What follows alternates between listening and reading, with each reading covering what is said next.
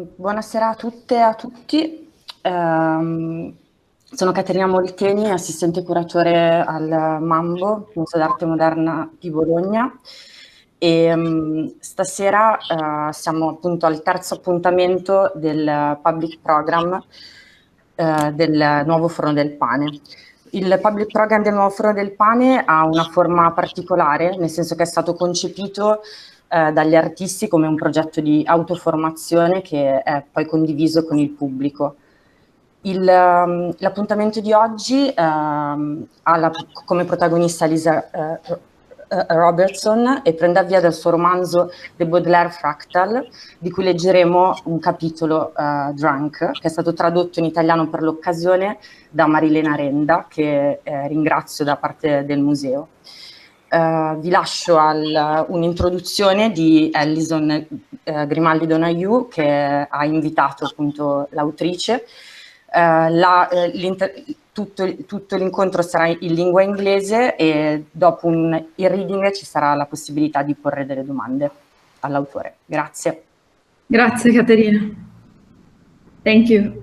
I thought I'd read a very short introduction before Lisa reads. Thank you so much for being here, Lisa, really.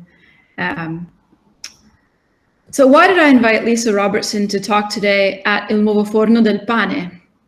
I suppose because I love her work and I so deeply appreciate what she has to say about life, experience, and language. I always read her as a writer of whole creation, a writer of word objects that aren't about something, but are something. And I often find comfort and discomfort in her words and poems and essays, and now novels. I admire Lisa's work because she is constantly researching what it is language can do, what the line or the sentence is capable of. Lisa has published many books over the past 30 or so years. She has been the recipient of many numerous awards and taught in many institutions. Some are listed on our website if you'd like to know more. For us in the residency, I find her continued practice of collectivity particularly inspiring. In Vancouver, she was part of the Kootenay School of Writing, a writer-run initiative of publishing and scholarship. And these days in France, she works with other artists and writers quite often. One project I'm very excited about are her translations of female troubadours with Sabrina Soyer. She understands that it takes a community to do the kind of work we do. Besides that, she has a curiosity and passion that seem to me what makes an artist. Someone determined to stay with questions, even in the knowledge that they are unresolvable. Lately, in this pandemic, there are moments when making art is particularly difficult. Lisa's persistence and versatility as an artist and bookseller and publisher and teacher is something I personally take as a model in my own life and aspire to. In her 2016 book of poems, 3 Summers, there is a section called Coat, appropriate, I think, for today's reading, in which she writes, "So vested, I looked around for something of which matter could be formed." Lisa forms the universe and the whole experience of it out of language. Here in the Baudelaire Fractal, she shows us the fractals of that experience, particularly as a girl and then as a woman, attempting to create self and art, navigating the social and historical landmines that accompany any such adventure. I'm humbled and honored to have her here with us today. Please welcome Lisa Robertson.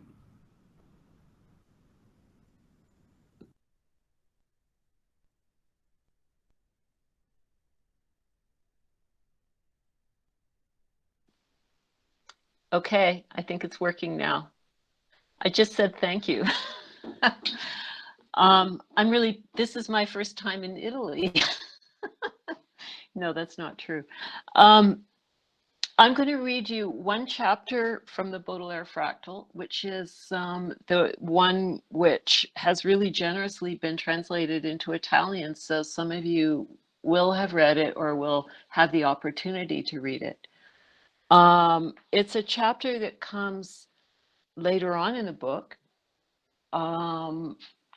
It's the only one that's not set in either the 1980s or the 1840s. Most of the novel sort of toggles between these 2 time frames, time periods, which are loosely speaking the youth of the narrator, Hazel Brown, and the youth of the poet, Charles Baudelaire. But in this chapter, we're sort of leapfrogging forward a little bit closer to the present, and it's set in the early 2000s actually, and talks a lot about the 1990s.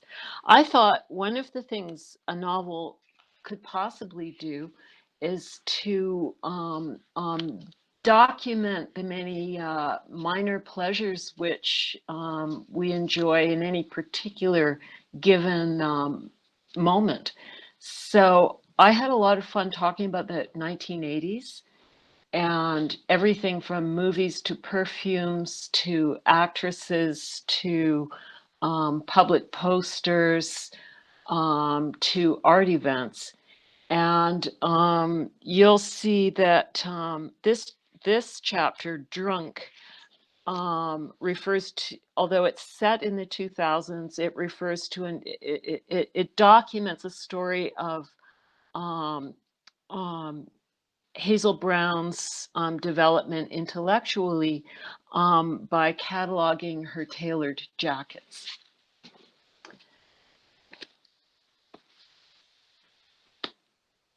The other thing I'll just mention is each of the chapters has a title, and all of those titles were appropriated from Baudelaire's book of prose poems, Paris Spleen. So Drunk is the name of one of his prose poems, yet this doesn't relate to his prose poem Drunk in any direct way. Beyond the title, it's its own mode of drunkenness. I had been given an old school copy of Les Fleurs du Mal by one of the Huguenot granddaughters. Its mustard-colored worn paper cover felt like velvet. I was not able to actually read the poems, but I very often looked at the printed pages, tracing the distribution of the ragged lines across brittle paper. I began to see the poems in their typographical arrangement on paper as kinds of portraits. There were portraits of poems, much in the way that, between exhibitions in the temporarily emptied room of a 19th century museum, the indigo or crimson fabric-covered walls will be unevenly faded, revealing the brighter shapes of pictures that had long hung there as ghosts of previous syntaxes of display and relationship. These absent shapes were now spaces for thinking something new, whatever newness might be. For now, like a geometer, I think there is very little that is ever new on this earth. What we name invention is mostly recombination. But then the idea of the new burned like a faith within me. After many years of such ruminations and countless moves between cheap rooms, I lost track of the book, whose covers had come loose, leaving the onion skin paper vulnerable to damage. Still, by the time it disappeared, I had not actually read it, though I had absorbed it through my hands. My experience of Baudelaire was haptic. The granddaughter had also given me a paperback Littré dictionary, which I continue to keep on my writing table. It is the 1971 1018 edition from Christian Bourgois and Dominique Deroux, with a glossy purple cover showing a slash of sulfur yellow and a disc of cyan, within which nested the stern photographic portrait of Émile Littré, the theosophist lexicographer. Several children's names were written shakily and boldly on the first pages of the dictionary in various colors of ink, accompanied by geometric doodles. Emmanuel, Caron, Jean.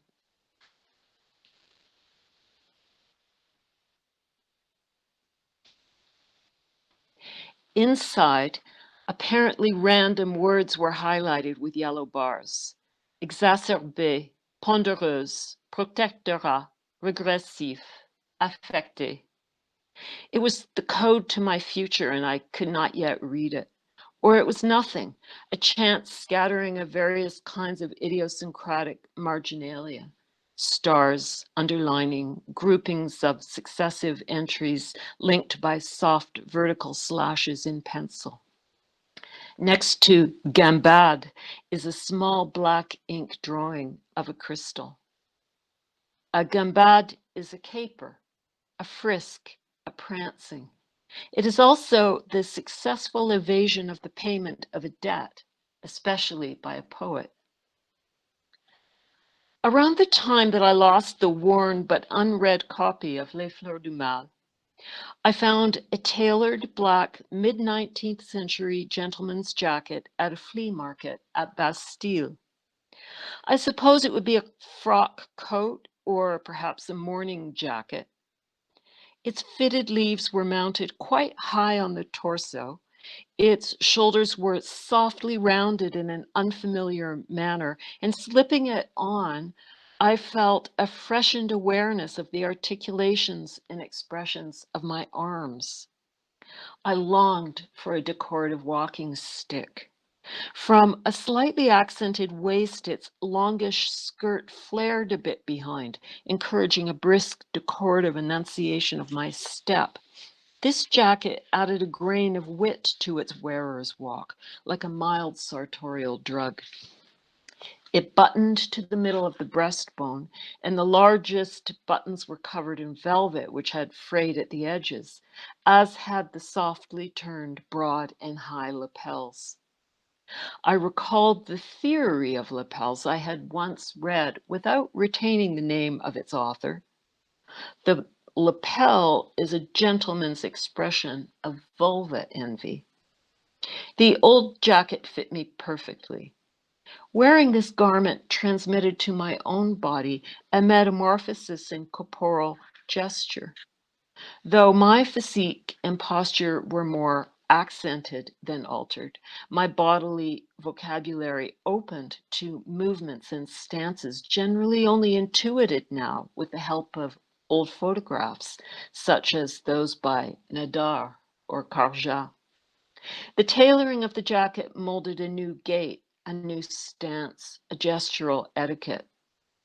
I say new because it was unique in my proprioceptive grammar, though in reality, what I had slipped into was an all but vanished ethics of sensation. I felt a lightened precision in my movements, coupled with a pleasurable cast of subtle constraint. I felt the flare of my high lapels. I bought the jacket. As I write this, I recall the first tailored jacket I ever wore. I was 21 and had just vowed to follow this calling to the end. I felt that my vow merited some decorum.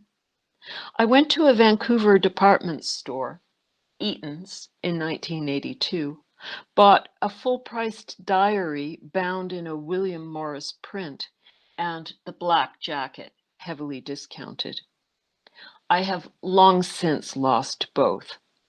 To acquire these items, I used a department store credit card that I never paid off, a very useful tool that at various times also procured lingerie, cooking pots, and perfumes. My balance simply disappeared when the store went bankrupt in 1999. The first jacket had narrow lapels and a narrow cut in the torso too, in a slubby blended fabric that suggested linen, but wasn't. I wore its sleeves rolled to show the shiny teal blue lining above my silver bracelets. Is everything going okay with the sound? Yeah? Okay. I just heard a different sound here. This was the jacket I wore daily on my first trip to Paris. It served as a gateway drug to tailoring proper. I realize now that it cited the barest hint of glam. Several years later, after a series of thrifted stand-ins, I received my first writer's grant, and I bought, late in sale season, an early jacket by the Belgian designer Anne de Meulemeester. The Antwerp 6 were radiating abundant newness. All we read then was post-structuralist. Especially, we cited and recited Gilles Deleuze's book, The Fold, which had been translated into English that year. The characteristic of the Baroque is the fold that goes on to infinity, we solemnly chanted. The jacket was cut like a fluid black shirt that swung out from narrowly fitted, slightly molded shoulders.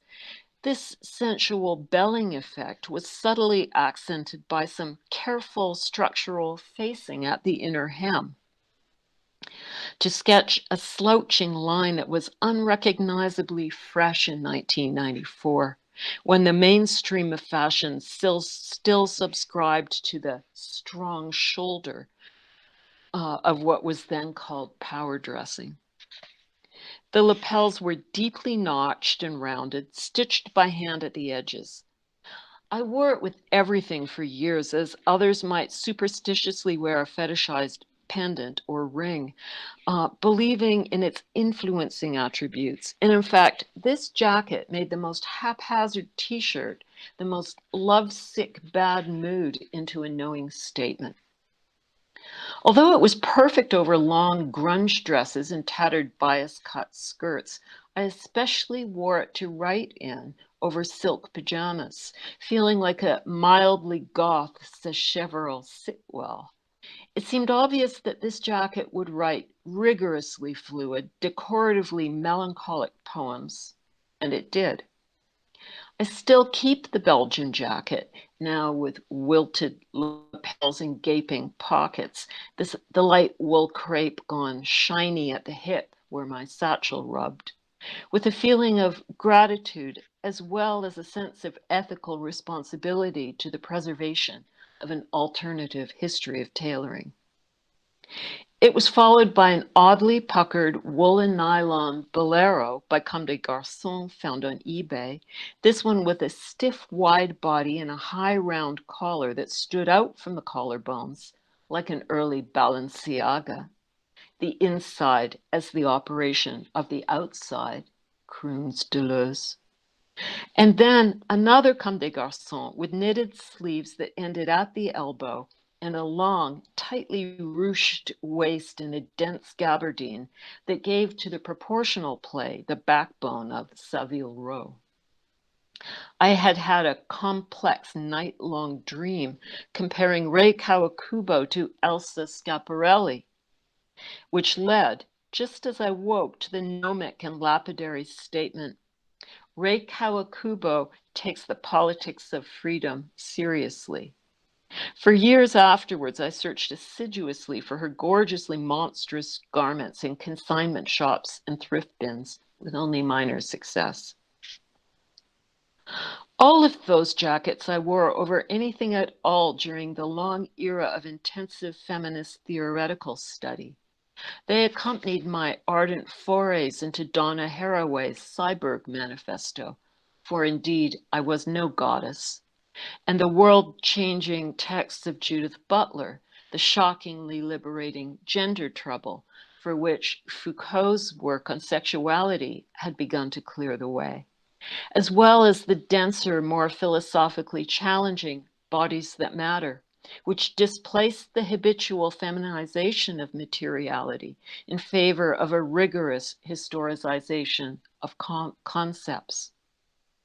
The category of women, she wrote, does not become useless through deconstruction, but becomes one whose uses are no longer reified as reference and which stand a chance of being opened up, indeed, of coming to signify in ways that none of us can predict in advance. I craved the unpredictable spaciousness of this opened up category. My most recent jacket, entirely worthy of this thrifted lineage of radical women tailors and philosophers, is by Limi Feu, the daughter of Yoji Yamamoto. I discovered it on eBay for 40 euros. My heart is fire, she says. It's double-breasted, my first ever double-breasted jacket, I should add, also in black gabardine, slightly cropped like a little sailor's pea coat, edged down the high, whitish lapels on either side with a raw line of glistening tar. The armholes are cut close to the torso, and the quite long sleeves end in bell cuffs, bordered also in tar. I say tar, realizing it is probably some sort of acrylic medium, but the effect is tar to the point where, wearing the jacket, one imagines its penetrating and dusky scent. The jacket's back, rather than having the conventional small vent for ease of wearing, is aggressively slashed up to the shoulder blades to reveal, in a narrow V, beneath the tarred edges, the wearer's shirt, white and rumpled quite likely, or to expose bared the skin of her back. This jacket has tempered my readings of Giorgio Agamben with its insouciant skepticism. It is of a spirit, perhaps, with Sarah Ahmed's phenomenological queering of geometry. What lines, she asks, will cover the page when the woman philosopher inhabits the space by the writing table and takes up her pen?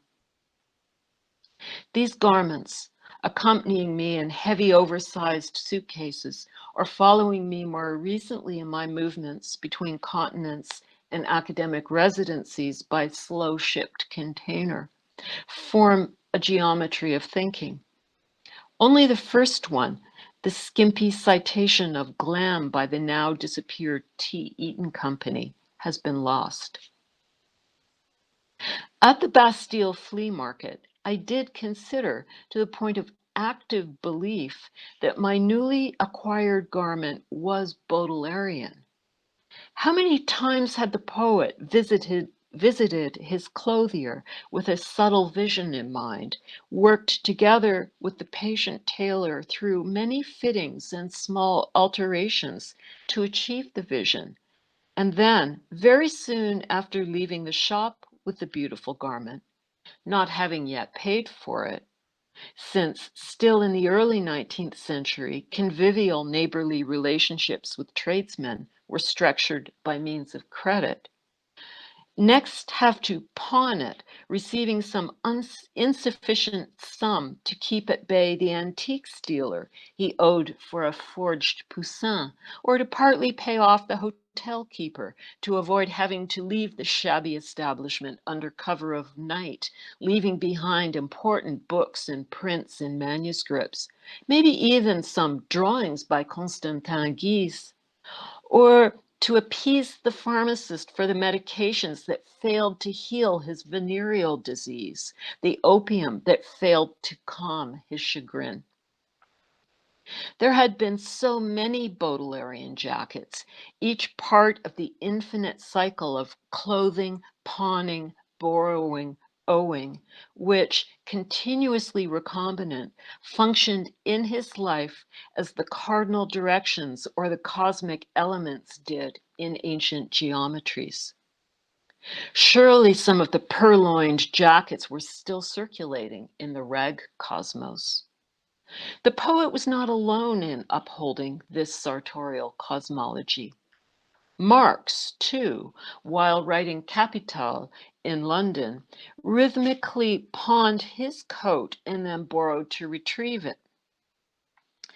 So determining was this mobile garment and its liquid value that he used its image to begin the great study of the production of value in modernity. A coat is a use value, Marx wrote, that is determined by need. It was said that he could only go to the library to research his life work on those days when his coat was out of hock. At such times Baudelaire, or so he wrote to his mother, seeking yet another small advance on his capital to again renew the cycle, would wear all of his shirts at once and not go out. So the coat was also a fungible money. At the pawn shop, it represented to its temporary owner not its usefulness, but a mobile unit of value in itself. A coat became heating wood, coffee, a room, time. I went to Sheffield wearing the Baudelairean jacket. It was an extremely mild and gray day in February. I traveled northwards by train from Paris.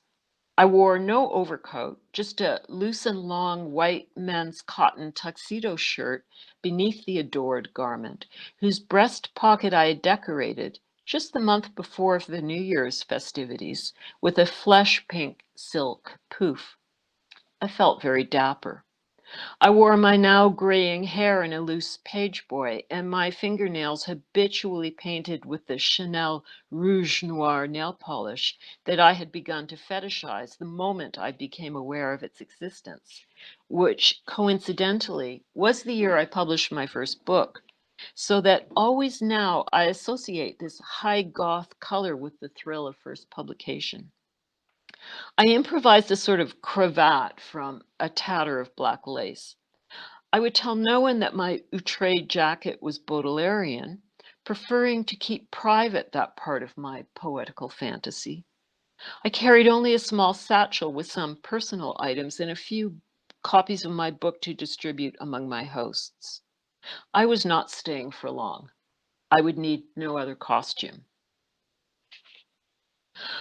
I made my way to London, then paused there for a night. I was to stay with a friend and visit the Joseph Beuys exhibition hosted by the Tate before continuing on to Sheffield the next day. We were at this exhibition, my friend and I, discussing Beuys's seriously ridiculous installation, The Pack, in which a fleet of wooden dog sleds tumbles outwards, bearing grease-farted gray felt cargoes, fanning from the opened rear doors of a Volkswagen van. And as we rehearsed our reservations about Beuys's shamanic proclivities, barely conscious of my gesture, I reached for the pink silk poof to clean my glasses. From the breast pocket of the Baudelairean jacket, following the small flourish of the pink square, escaped a small stream of moths. Softly they fluttered over the dog sleds with their rolls of felt. Do moths also go for fat? I thought it was my own heart that was moth-ridden. Such deep mortification did I feel. And when later we returned to my friend's house, I hung my jacket outside the front door in a shrub, not willing to infect her elegant premises with my traveling scourge. I had already inaugurated the destruction of the part of the heritage of Joseph Beuys that was made out of felt. The next morning as I left, I retrieved the jacket from its branch, and with an appalled awareness that the garment I wore was in fact alive, and exactly why it had been so cheap to buy at the usually bourgeois Bastille market, I continued to my destination. In Sheffield, the conventional pleasures of the experimental poetry event awaited. I was met by my hosts at the train station, itself a very goth, worn-out fantasy, with its rusting, lace-like steel skeleton and expanses of roughly boarded-up glass between faux medieval masonry arches. A thatch of bright band posters covered the hoardings, and yellow and black emergency tape cordoned off the most decrepit parts of the station. There was garbage loosely heaped everywhere and several interior sand piles. The visual and spatial complexity was so absorbing that it was difficult to locate a door. The systems and infrastructures were continuing to erode, as they had been doing since the arrival of Thatcher in 1979, and the defunct industrial beauty of 19th century train stations was no exception. Everything had been privatized or was about to be privatized, except for poetry, which was worthless. These things and others about the depressed local economy, the fall of the social state, and the increasing precariousness of survival were explained to me as I walked with my hosts to the pub where the reading would be held. Emboldened by our shared contempt for capital and our appreciation for difficult syntax, we drank a great deal. Plastic cups of red wine stained our lips black. We continued after the poetry reading to an Italian restaurant, ate heartily, danced between the tables after closing, then went back to the house of the hosts. By then drunk, I had forgotten about the shameful condition of my jacket. I flung it over the back of an armchair with everyone's coats in a great dark tangle. We continued our drinking discussions. Finally, in very early morning, it became time to leave. I had not yet checked into the hotel that my hosts had provided for my visit, together with the small stipend and the train ticket. Searching for my jacket among all the others in the heap of black cloth, I suddenly remembered the moths. I dissolved in laughter. When I explained my situation, my hosts recoiled. Like most poets I knew, they were great collectors of vintage tailoring and old cashmere and beautifully worn carpets, and now I had in all likelihood infected their house. The more they recoiled, the louder I laughed. Nothing could be as ridiculous as this. I laughed till I wept. I would not be asked back. Tersely now, I was accompanied to my hotel. It was a sprawling, worn-out place just across from the train station and had not yet been visited by the glitzy scourge of provincial hotel renovation. No eggplant overscaled paisley carpet, no smoky mirrored dividing screens in the so-called breakfast room, no chrome-plated light fixtures hanging from exposed black-painted ductwork in great bundled clumps. Instead, it was simply and reassuringly nondescript. Brownish, I guess. The desk clerk discovered that I was not in their system. My registration had been lost. And what was more awkward, the hotel was entirely booked by a stag party. It was very late at night, and we all searched for a solution. It was decided that I could stay in what the clerk termed the hospitality suite, the only uninhabited room that remained, a room not typically let out for entire nights. It was on the ground floor, directly across from the back entry to the bar. I needed very much to sleep off my wine, so I accepted the proposition. My host left, satisfied that I'd been properly seen to. This room was very large, and judging by the state of the carpet, had accommodated its share of parties. There were cigarette burns edging the few pieces of formica furniture, and in the middle of the room, the sagging bed was covered with a pink quilted nylon bedspread that seemed to have been there since the year of my birth. Not caring to witness the bed sheets, I fell on top of the pink coverlet, still wearing the infamous jacket, and slept. I dreamt drunkenly of the origin of tailoring. Here I'll just skip ahead over the dream of tailoring, and we'll continue with Hazel waking up too late in the morning. Sunlight penetrated the hospitality suite. There was very little time, no time for breakfast. I had to catch my train. My mouth was not a good place. I stank. Also, my jacket stank. It had been through a great deal. I recalled the moths. In the far corner of the room was an armoire. What did an armoire have to do with the sort of hospitality this room proffered? It was not even formica. It looked like walnut. It was decoratively crested with a carved geometrical cornice, and a tarnished key dangling a scrap of ribbon emerged from its lock. It exuded a magnetic force. I opened it. The interior was lined in peculiar floral wallpaper.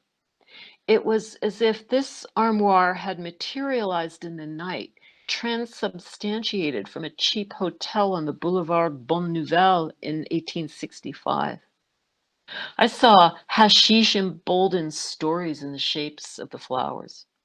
A wooden hanger hung on a hook. Otherwise, the armoire was empty.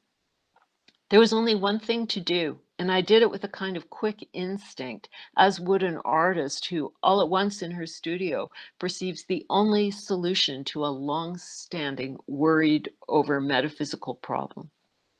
I removed my jacket and hung it there, respectfully and tenderly buttoning its buttons and adjusting the fall of the shoulders on the wooden hanger. I closed the armoire, then ran for my train. This is how I lost both the poems and the jacket of Baudelaire, and in so doing, made my only installation work. Perhaps the armoire has never since been opened, and inside it, the jacket is now livid dust.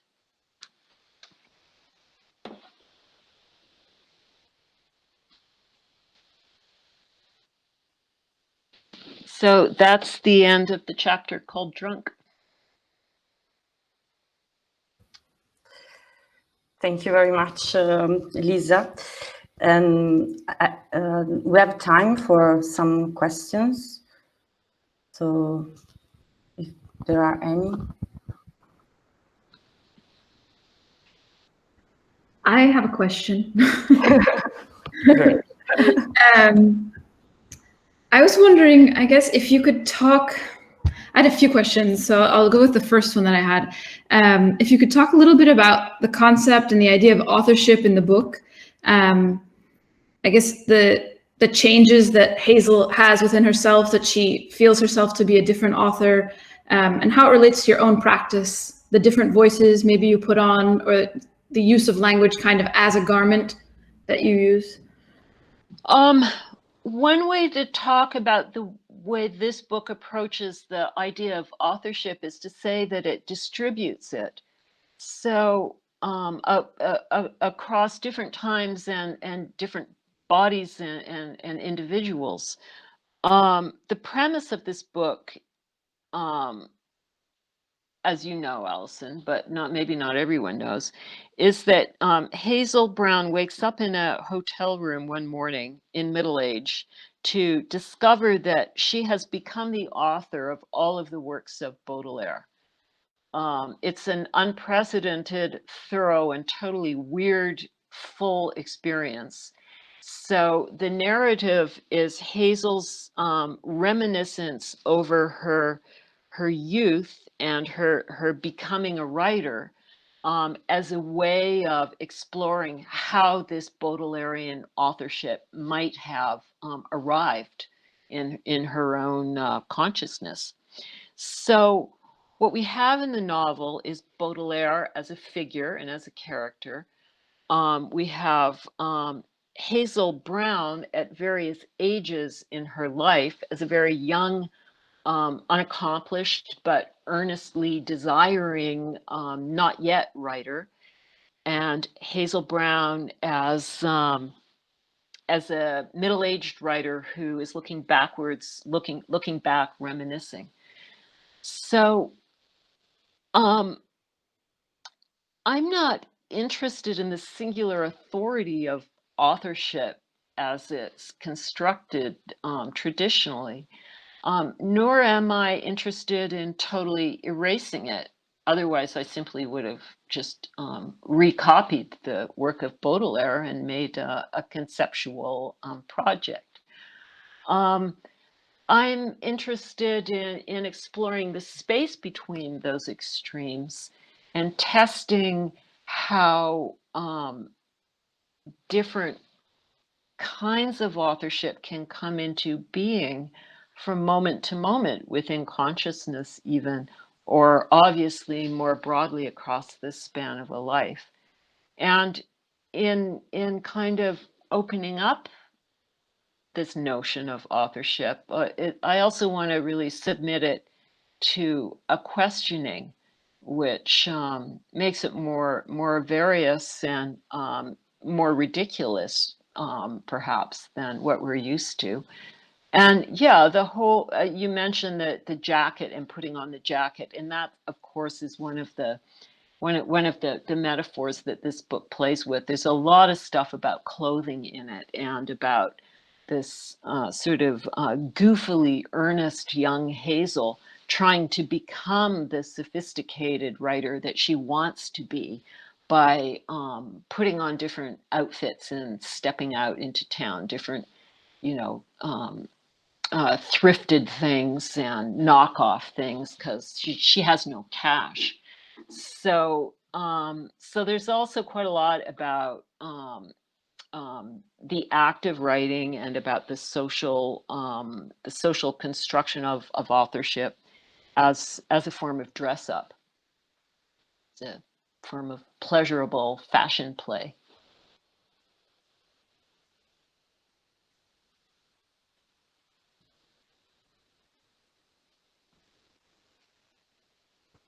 I'm going to ask another question in the meantime that's sort of related to that one.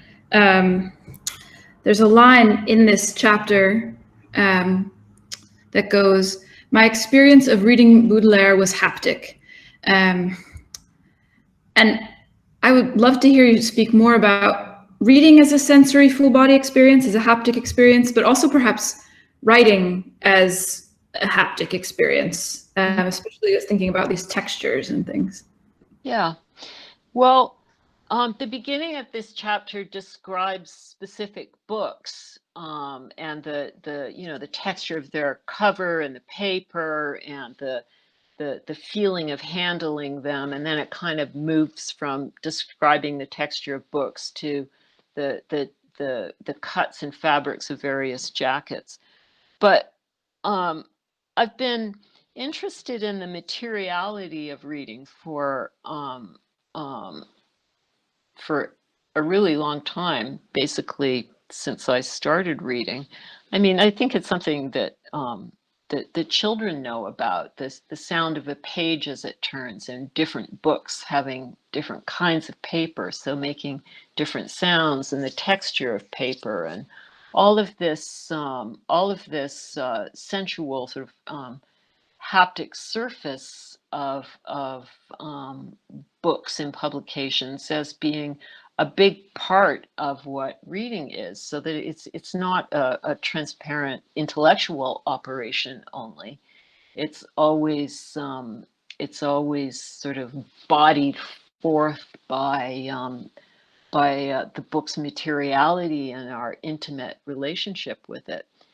And in terms of talking about writing it and haptic experience, for me, reading and writing are so really closely entwined that I can barely differentiate them. I mean, often writing for me begins as writing in the margin of a book, or writing in a notebook as I'm reading another book. And this kind of movement between notebook and book and kinds of paper and memories of old books, and also, I was a bookseller for 6 years when I was in my late 20s, early 30s. And so this kind of material culture of books and the political economy of books is something that has really been at the core of my life of pleasure as a reader and writer. So it just comes very naturally to me to want to try to describe that and keep on returning the material sensuality of this activity that we love to indulge in. Keep returning that to the page.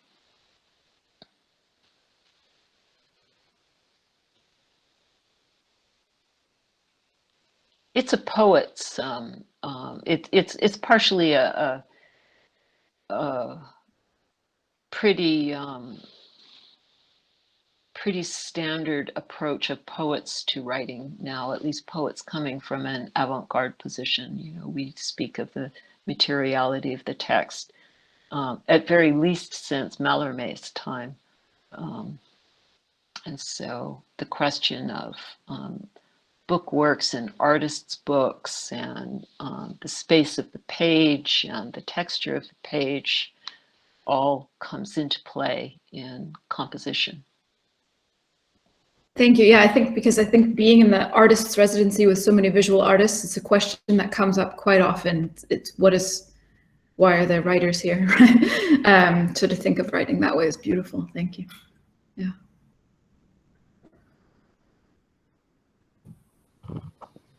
I don't know if there are any questions. I see one come up in the notes. Let me turn it on and read it out loud. Was any procedural technique employed in writing the novel to embody a Baudelairean type of writing character? There was procedural technique, but well, I'll talk a little bit about some of some of the process. The procedural aspect of the composition was not particularly Baudelairean. It was more sort of Oulipoian, is that how you say it? In that I decided that each chapter would describe a hotel room, so that each chapter was contained by a specific room. And these hotel rooms, in almost every instance, were hotel rooms that I actually have stayed in the past. And then within the container of the hotel room, that there would be various other. There would always be at least one work of art quite thoroughly described. There would be that's the main rules, really. Often some discussion of textile or fabric or fashion, and often some sort of discussion about reading that was going on in that room. So that was just kind of the overt structure for making the book. I had not written a novel in the past. I have a pretty long history of writing prose as an essayist, but it seemed to me that to create a longer form of narrative that I needed to give myself a structure. I was not interested in directly pursuing story and narrative development in a psychological manner. So I needed a different sort of framework in order to pace the whole thing. And so that was the procedure. And then in terms of the Baudelairean writing character, I did pretty much what you'd imagine anyone would do, which was immerse myself in reading his work.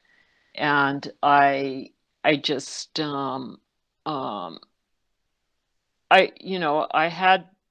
I had been reading his poems and his prose poems and his art criticism for quite a while at that point. But I added his letters, and I was reading from the Pléiade edition of his collected letters. And that was really, really interesting because there's just a lot of sort of texture of detail. Like, for example, him writing to his mother to ask for money so he could get his jacket back from the pawn shop. Like there's just it, but also kind of tone. And yeah, reading his correspondence was a really fabulous thing. And then I also tried to spend as much time as possible reading the authors who Baudelaire loved to read. So, some of them were pretty obscure, some were his friends, but so I was immersed in sort of late 18th to early to mid 19th century writing, including, for example, Lawrence Sterne. Lawrence Sterne was a favorite for Baudelaire, yeah.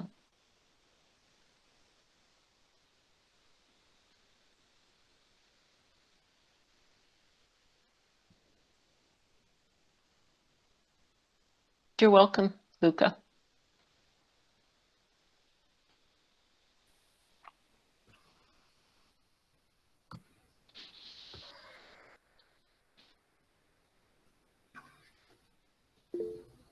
Oh, there's Alison. Okay, yeah.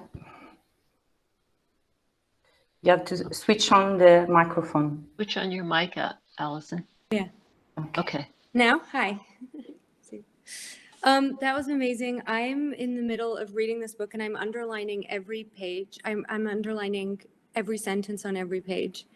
It's totally blowing me away. And I wanted to ask you about the kind of the sort of overall thing of receivership, like the kind of I see so much humor and defiance and rebelliousness in this idea that you would just receive and it would be so effortless when writing, and is usually considered such a slog and such a painful kind of process of editing and rereading and all the torment, and then this kind of complete, almost like UFO, being taken over. I find it so radical, and kind of, it's just opened up my eyes to all these other ideas about receiving. And I just think it's so amazing. So I just wondered if you wanted to mention anything about this if it's like a direct critique of the ways in which writing is generally perceived as so labored or so tortured. Something like that. Well, it's a way that some other poets have talked about their experience of writing. I'm thinking of the mid-century American poet Jack Spicer, who often said that he received his poems from the Martians. I'm thinking of Jean Cocteau. And the character in the Cocteau movie, so I'm forgetting the name of the movie right now, but he's in the car and he turns on the car radio, and it's a character who's a poet, and he receives his poems as transmissions over the car radio. So it's been a kind of slightly humorous trope in certain descriptions of how the writing of poetry happens. And I suppose sort of moving it over into the field or the zone of novel writing is what might be slightly different. But, on the one hand, I can say, having done it once now, that writing a novel is really a slog and is difficult, long work. On the other hand, it's not very interesting to dramatize that. And I think that every novelist says that, and we all sort of go, yeah, it's work, we know. But maybe there's something more interesting to find or to open up in this peculiar operation of sitting down and making sentences, sitting down and writing the word I and then writing a verb. Where is it coming from? Well, we can cite influence, and we can cite, a whole kind of political economy and context and institutional framing and discourse and all of this. Post-structuralism has given us an ornate vocabulary of context but this vocabulary doesn't can't fully indicate what is actually happening psychically, in consciousness as we're actually writing. Certainly we are affected by all kinds of contextual realities, some of which we're aware of and many of which we're not so aware of. But I tend to think that is not all. And it's the not all that pushes me to even want to, I wanted, now I've done this once, I want to do it again, because what will happen? What is it possible to receive?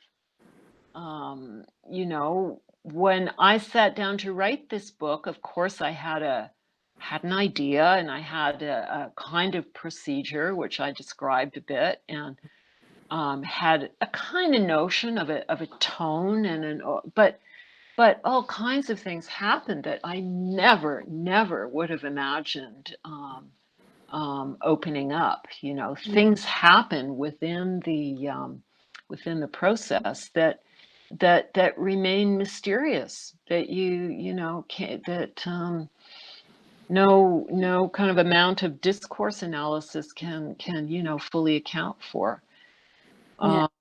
Yeah, and it's really fascinating when you were talking about writing in the margins and the sort of haptic experience, because this is the first book where I have written all over the book and have made drawings in the back and that's have great. written like poems and all this stuff. And Oh, I wow. never, and the paper is so beautiful. I mean, the paper itself on this book is, and yeah, I've like dog-eared, you know, I've really like taken this as an object and it's released something. So I think there's a contagion in the book to this sensual. That's great. Well, the press took a lot of care in making the book. I should just say Coach House Books, who published it, this is the same paper they use in all of their books, and it comes from a paper mill in northern Quebec, which Coach House Books probably just keeps open, you know. But also the designer, which is Information Office, they used bits of, I can't see my image, so, you know, like there's on the cover and on the inside, there's bits of drawings that were from my old journals that we scanned and blew up. So the book's already kind of scrawled on, you know, so maybe that kind of is a bit of an invitation to, Yeah, I don't know. It's something, I mean, it's the writing too, but it's been such a deep pleasure kind of reading it. Thank you. And it's amazing to hear you read. It's completely different to reading it myself. So Great. you should do an audiobook. They are going to do an audiobook, but it's not going to be me reading it. Oh. Yeah. It'll be interesting. Yeah, that might be weird. Yeah. Well, thank Great, you though. so much. Yeah, thank you. You're welcome, Allison. Thanks for listening, being Amazing. in space. And thank you, the other Allison. I just want to tell everybody who's still listening that one of the chapters in this book, what is the chapter called, Allison? Well, Anywhere Out of This World, it's called, was written initially as a commissioned text for a beautiful book of Alison Katz's paintings, published by, say it, Allison, I don't remember everything. Ringier, yeah. So one of the chapters was written for Allison, and comes out of some of our discussions about Bonnard, the early 20th century French painter. So yeah.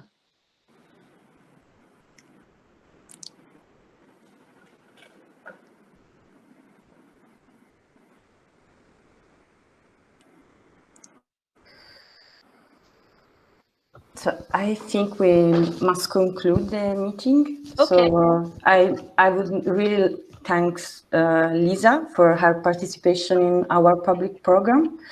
And thank you, Katerina. I didn't thank you at the very beginning, so let me finish by thanking you. It's really generous. All of this and organizing a translation is an astounding generosity. Okay, thanks. Thank you. I would also like to invite you all to the next public program that will be on Wednesday 16, and with the philosopher Federico Campagna. So I don't know if Alison wants to add something, or we can. No, just thank you, Lisa, for being here. To see so many familiar faces who I haven't gotten to see in a while too. So this was a really beautiful reading. Thank you. Truly. Thank you, Alison. Yeah, it's fun. I hope you can come to France again soon. Me too. Okay, so thank you all. Okay. Bye. Bye. Thank you. Bye. Have a nice evening. Thanks. Bye. Have a nice evening.